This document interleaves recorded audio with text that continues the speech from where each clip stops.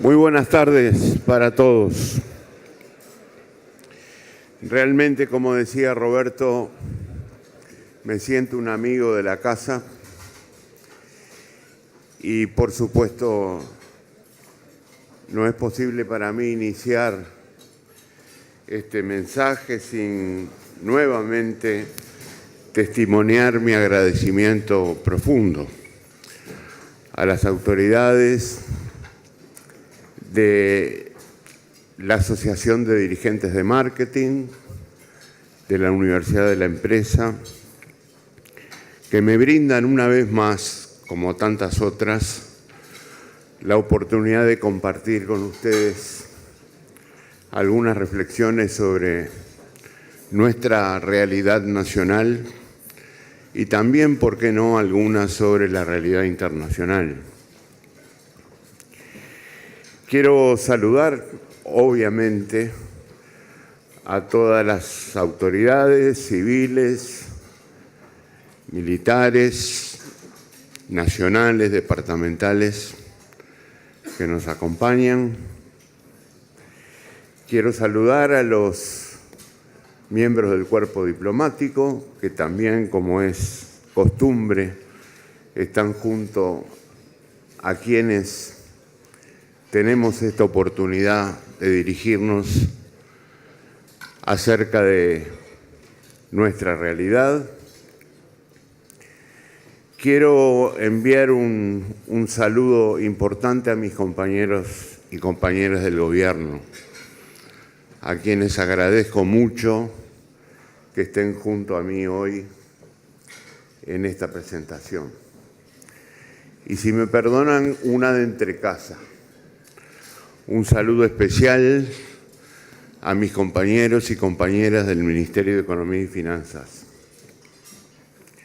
No solo por haber llegado hasta aquí a acompañarnos, sino fundamentalmente por el formidable trabajo que día a día desarrollan en el Ministerio, muchas veces sin límite de horario, pero con una gran calidad profesional al servicio de resultados positivos para el país.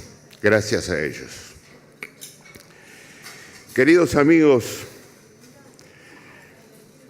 yo hoy quisiera hacer algunos comentarios sobre características recientes que hemos venido apreciando en la sociedad uruguaya. Características que no conocíamos hace algún tiempo, características que representan estados de ánimo, humores diferentes a los tradicionales, pero que tienen una consecuencia para quienes trabajamos en política, que es muy importante y que no podemos dejar de ver. Y es un daño absolutamente perceptible a la confianza y a la credibilidad. Y esto, repito, para quienes actuamos en política, es muy importante, porque el daño a la política es el daño a la posibilidad de ejercer esa condición humana, de actuar sobre una realidad para modificarla. Y me gustaría también tratar de comentar junto a ustedes caminos para enfrentar esta situación y ojalá para revertirla si fuera posible. Pero antes de poder proponer ese camino tenemos que pensar un poco en lo que nos está pasando. Y por eso yo propongo ordenar estas reflexiones en esto que llamamos tiempos difíciles, en la defensa irrenunciable de la política, empezando por la responsabilidad de quienes trabajamos en ella, y por supuesto, la construcción de nuestra identidad como camino para apoyar, empujar, impulsar, estimular esa actitud de defensa.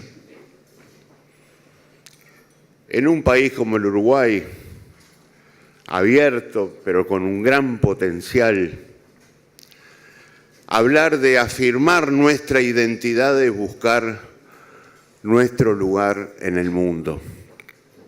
Y ese sería el título con el que yo encabezaría esta charla. Cuando hablamos de tiempos difíciles y complejos, encontramos crispación social, encontramos enojos, encontramos desencantos y también, ¿por qué no decirlo para intentar ser equilibrados? Una gran dificultad para reconocer los cambios positivos que Uruguay ha logrado realizar durante los últimos años. Y digo Uruguay ha logrado realizar, porque los cambios los ha hecho la sociedad uruguaya. No es cierto que lo que resuelve un gobierno se verifica en la práctica tal cual ha sido decidido. Los resultados son el producto de miles y miles de decisiones que toman todos los días habitantes de este país y con respecto a las cuales es necesario buscar conductas coherentes a la luz de un rumbo, de una orientación. A lo anterior es preciso agregar, para destacarlo en particular, los cuestionamientos éticos referidos a hechos y conductas de conocimiento público, cuyo eco se ha potenciado en un ambiente mundial y regional en el que han proliferado las denuncias, las investigaciones y la trascendencia acerca de casos de corrupción muy asociados en algunas circunstancias al propio funcionamiento institucional de la sociedad. Este ambiente, como decíamos, le ha hecho y le sigue haciendo un gran daño a la política y a quienes hacemos política. Un daño peligroso a ese bien intangible que se llama confianza y que tiene que ver también, según lo dicho, con la credibilidad.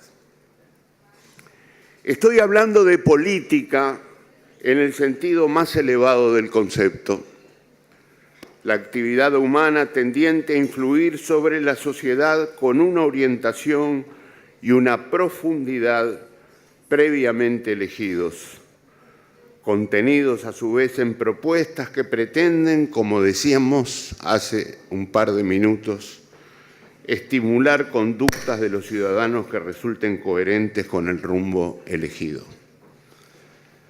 Aceptar impasibles la erosión de esta actividad es renunciar a la posibilidad de avanzar en nuestra peripecia como sociedad. Es bajar los brazos y sufrir una derrota crucial. Es renunciar al mañana, es renunciar al futuro. Por eso, hoy más que nunca, es preciso resistir al avance de este proceso de desgaste y de frustración. Y hay para ello un solo camino a recorrer, que es el de asumir nuestro papel de sujetos de la historia y hacer política de calidad, no solo por partir de irrenunciables compromisos con la ética, la transparencia, la responsabilidad y la rendición de cuentas, sino también por definir claramente el rumbo estratégico. No hacia un país ideal, porque los países ideales no existen, están siempre en construcción. Ese rumbo pondrá en juego valores económicos y humanos, aspectos materiales y espirituales, esto es, los de nuestros fueros internos, riqueza y dignidad en la vida de todos nuestros compatriotas. Hay un modelo a copiar para seguir transitando por este camino. Es simplemente la sociedad del bienestar, tan mencionada y tan en crisis. Sinceramente, no creo en los llamados modelos. Se trata de construcciones frecuentemente cerradas e inflexibles. Por otra parte, modelo no es un concepto abstracto. Precisamente por su rigidez, se presenta asociado a experiencias fracasadas, como las que se han apoyado en un estatismo dominante o un pretendido reinado irrestricto de las llamadas leyes del mercado. Prefiero una definición clara de la orientación, apoyada en valores humanos superiores, como la libertad, la justicia, la democracia, la participación, la prosperidad, que también es un valor humano superior. Y el tránsito paso a paso, sin atajos tentadores pero traicioneros. El tránsito en el que cada paso cuenta. Ninguno es más importante que el rumbo y cada uno se apoya en la solidez del precedente. De modo que el conjunto es el que asegura la dirección correcta. Esto nos lleva de la mano a la necesidad de fortalecer a las instituciones y las reglas del juego, no para mantenerlas incambiadas, sino para que su propia evolución sea parte de la transformación.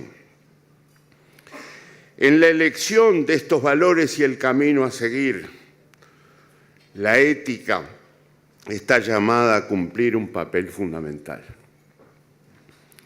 Hablo de la ética en tanto disciplina relativa a los valores o costumbres que se consideran buenos según la concepción sobre el bien y el mal que existe en una comunidad, a partir de sus principios filosóficos o religiosos, su visión del mundo, sus costumbres, son las bases de un sistema de normas que determinan la rectitud de las conductas y que atañen al fuero interno, al espíritu de cada uno de nosotros, pero también al estado de ánimo, la confianza, la autoestima. De esta manera, la libertad, la igualdad de derechos, la democracia, la participación, la prosperidad, pueden conformar la plataforma de valores desde los cuales convocar a hacer política, esa política de calidad a la que aludíamos recién. Hablo de la libertad en todas sus dimensiones y expresiones. Hablo de los derechos y no de la compasión. De la democracia en tanto ideal universalmente reconocido como derecho esencial de los ciudadanos, la participación en toda la cobertura del espacio público y la prosperidad y no la cultura del pobrismo, porque no se trata de igualar para abajo. Hoy quisiera detenerme, por las razones que expliqué al principio, en un componente fundamental de ese rumbo, que refiere a nuestro lugar en el mundo. Tan crucial para la identidad de un país como Uruguay y tan difícil de construir en un mundo caótico, contradictorio e imprevisible como el actual. Es esta una reflexión que puede ser abordada desde diferentes perspectivas, sabiendo que estamos hablando de un concepto multidimensional y al mismo tiempo integral, en el sentido de la integración entre las dimensiones en juego y la explícitamente definida como una cuestión de Estado. Uruguay ha tenido, en materia de inserción internacional, una definición que, aunque no ha sido explícita, es absolutamente fundamental en la historia del país. La ha encarado como una cuestión de Estado. Y al encararla como una cuestión de Estado, se destaca el respeto al Estado de Derecho y la apuesta a la paz y al diálogo, la no injerencia en asuntos internos de otros estados y el respeto a sus soberanías, la promoción y la defensa de los derechos humanos, con especial referencia a la niñez, la equidad de género y la libertad de expresión, el rechazo al uso ilegal de la fuerza, el terrorismo, los crímenes de lesa humanidad, la depuración étnica, la promoción activa del desarme, el fortalecimiento del multilateralismo y de su máxima expresión, que es la Organización de las Naciones Unidas. Las convicciones que obviamente tenemos que tener para definir absolutamente esta postura basada en valores y en conceptos compartidos por toda la sociedad uruguaya. Esta trayectoria, y esto para mí es muy importante, puede ser vista también desde una perspectiva cultural.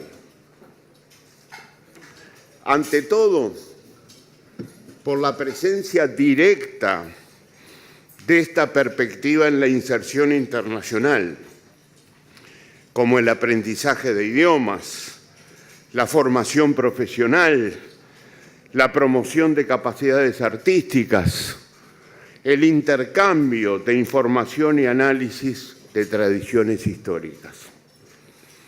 Pero más importante aún es percibir esta dimensión desde una noción amplia de cultura, como la que propone el universalismo cultural. Esto es la construcción de cercanías en la diversidad. Dicho de otro modo, una manera de aceptar nuestras diferencias, identificando y jerarquizando valores superiores, como la solidaridad, el altruismo, el respeto, la tolerancia. En este sentido, la UNESCO, en sus conceptos sobre nuestra diversidad creativa, nos ayuda a comprender un planteo de este tipo sobre la peripecia humana. El desarrollo humano se refiere al individuo, que es tanto el objetivo último como el agente o actor principal. Sin embargo, las personas no son átomos independientes. Trabajan juntas, compiten, cooperan, interactúan de múltiples maneras. Es la cultura la que vincula una a otra y hace posible el desarrollo de cada persona. Esa cultura que, según la Declaración de Friburgo de 2007, abarca los valores, las creencias, las convicciones, los idiomas, los saberes y las artes por medio de las cuales una persona o un grupo expresa su humanidad y los significados que da a su existencia y a su desarrollo. Así se fortalece la identidad del país. Así se busca, se encuentra y se consolida un lugar en el mundo. Así se hace política de calidad. Así también se enfrenta a todos aquellos procesos, humores, circunstancias que nos han llevado a la falta de credibilidad y de confianza de la que hablábamos hoy. Pero obviamente no podemos hablar del lugar en el mundo sin mencionar aspectos económicos. Y yo voy a elegir uno del cual hemos hablado mucho últimamente en el país, que es la competitividad de nuestra producción. Afortunadamente, viene siendo superado un enfoque tradicional y estático que, partiendo de la convicción de que competir es vender a precios más bajos que los competidores, procura menores salarios, tipo de cambio real alto, baja carga tributaria, buena dotación de recursos naturales y adecuada infraestructura, apoyándose en definitiva en el tradicional concepto de ventajas comparativas congénitas. Simultáneamente, ha venido creciendo un enfoque moderno y dinámico que apuesta a la creación de ventajas competitivas a partir de políticas públicas que asignan prioridad a la inversión en investigación y en desarrollo para estimular la creación de conocimiento, la innovación, la eficiencia y la productividad. Como parte de esta aproximación, la constitución de redes público-privadas y la consideración de patrones internacionales con referencia a las perspectivas sectoriales constituyen componentes relevantes a tener en cuenta. Esta orientación de política estratégica requiere acciones coherentes con la misma. Y requiere acciones coherentes con la misma porque no hay derrames automáticos. Y en el contenido de esas acciones será importante el papel a jugar por las empresas públicas y también por el sector privado, en el marco de las redes referidas antes. Quiero resaltar en particular que, estando en tensión la situación fiscal del país, como todos sabemos, la participación del sector privado es fundamental para hacer compatible dicha tensión con las decisiones a tomar como parte de una estrategia para mejorar la competitividad. Estamos ante una realidad esencialmente multidimensional y por lo tanto compleja.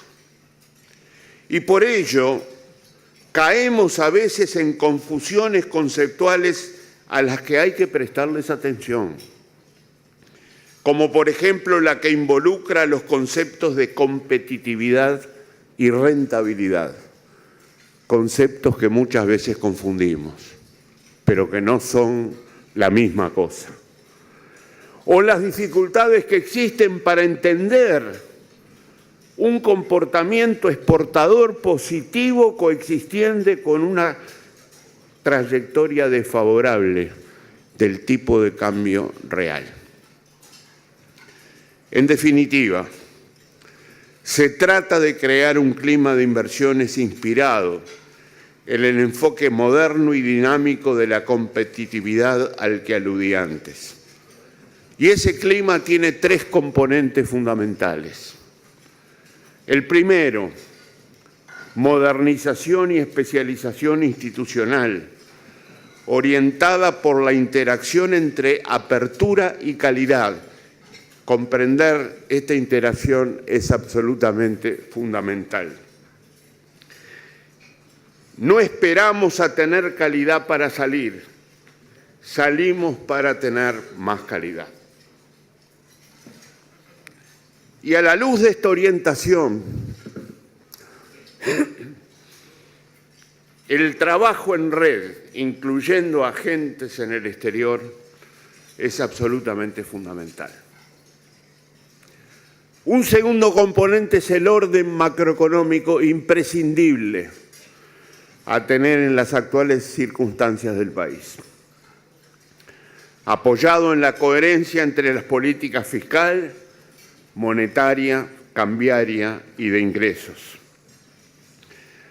El tercero son los estímulos económicos diseñados en línea con la orientación de las acciones estratégicas tendientes a mejorar la competitividad.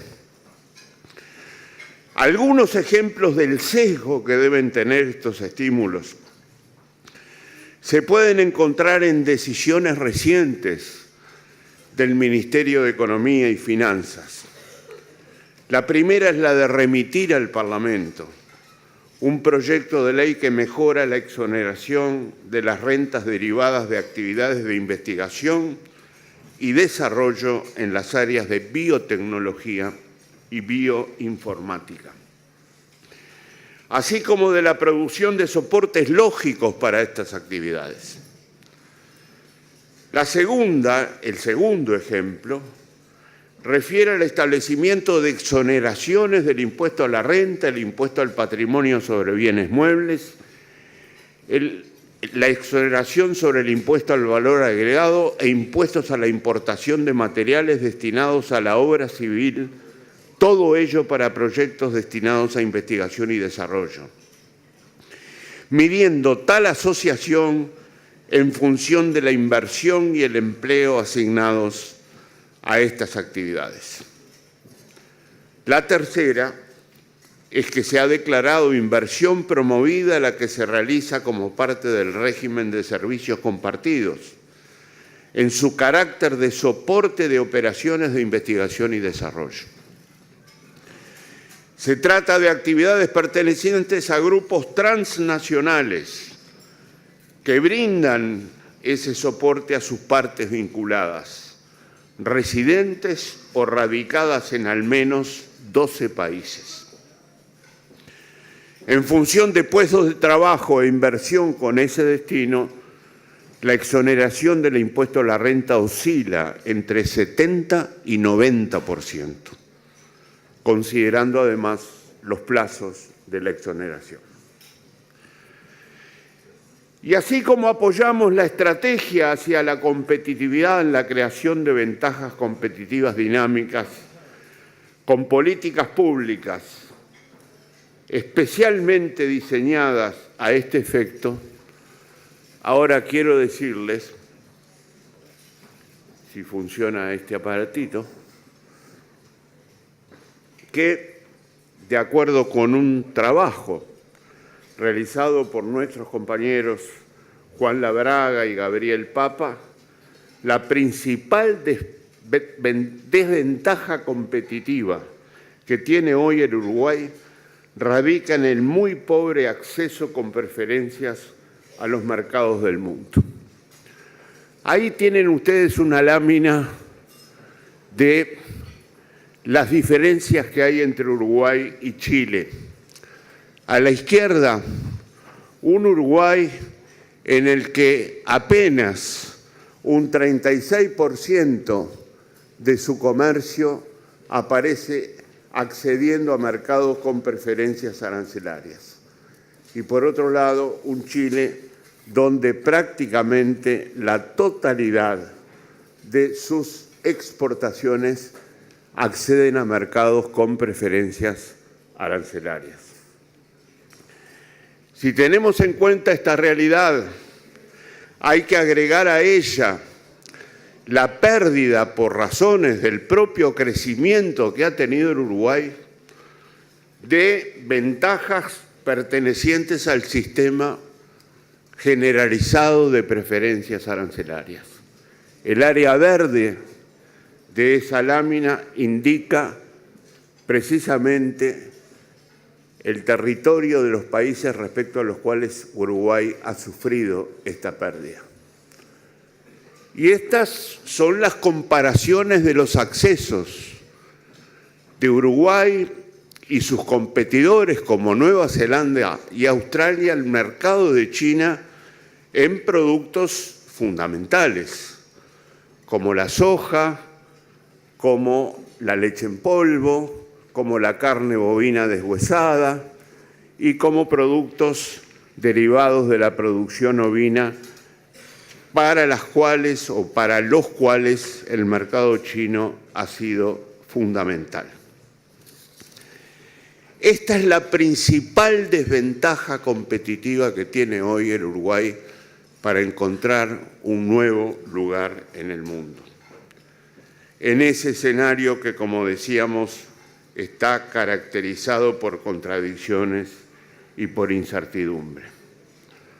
Uruguay tendrá que laudar el abordaje negociador con sus negocios de un Mercosur con problemas, para luego confrontar y avanzar con terceros posibles acuerdos preferenciales. Lo primero a tener en cuenta, y esto es fundamental, es la necesidad de conocer cómo se negocia en el mundo de hoy. Lo primero que tenemos que estudiar es cómo se negocia en el mundo que estamos observando. ¿Cuáles son los ritmos y las urgencias de con quiénes se negocia? ¿Cuáles son las técnicas de formulación de los acuerdos? Y en este sentido, permítanme sugerir algunos criterios fundamentales. El primero no puede ser otro que el de la flexibilidad para llegar a acuerdos. No se llega a acuerdos con actitudes intransigentes. No se llega a acuerdos con actitudes inflexibles. No es posible adoptar posturas a aplicar en todos los casos, como si pretendiéramos definir y aplicar en la práctica un llamado formato Uruguay de la negociación, que se apoya en un conjunto de criterios que no modificamos. Sobre las actividades consideradas estratégicas, no es aconsejable adoptar un criterio permanente de exclusión de la negociación. También hay que negociar sobre las actividades estratégicas, así como con respecto a las que no lo son, tampoco hay que tratarlas siempre como una moneda de cambio. En la actualidad, y esto es fundamental tenerlo en cuenta, no predominan en el mundo meras negociaciones sobre bienes y servicios, sino que la referencia fundamental es a disciplinas subyacentes que sustentan el nexo virtuoso entre el comercio de bienes, servicios e ideas y las inversiones asociadas. Estos son algunos rasgos de la realidad nacional e internacional actuales, estimulados por la percepción de cambios recientes que ha experimentado nuestra sociedad y desde la perspectiva de la defensa de esa actividad humana fundamental que es la política. Hay que mirar toda la realidad y no solo la parte que conviene, la más cómoda. Tenemos que ser conscientes acerca de nuestros problemas, porque la ignorancia sobre los mismos puede llegar a ser una dificultad insalvable. Nadie cambia lo que ignora, nadie cambia lo que desconoce. Nosotros los uruguayos, estoy seguro, y déjenme decirlo con ustedes aquí, en este encuentro que estamos sosteniendo, Uruguay va a poder seguir cambiando. Y va a poder seguir cambiando porque pudo cambiar.